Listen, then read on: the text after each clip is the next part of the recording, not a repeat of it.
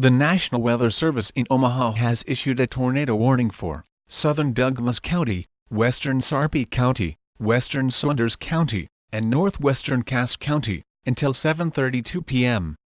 At 7:15 p.m., a large and extremely dangerous tornado was located near Omaha, moving southwest at 40 miles per hour.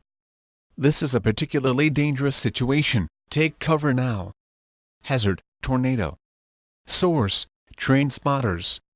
Impact: you are in an extremely dangerous situation. Flying debris may be dangerous to those caught without shelter. Mobile homes will be extremely damaged or destroyed. Extreme damage to homes, businesses, and vehicles is likely and complete destruction is possible. To repeat, a large, extremely dangerous tornado is on the ground.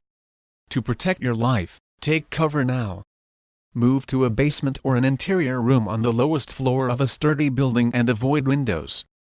If you are outdoors, in a mobile home, or in a vehicle, move to the closest substantial shelter and protect yourself from flying debris.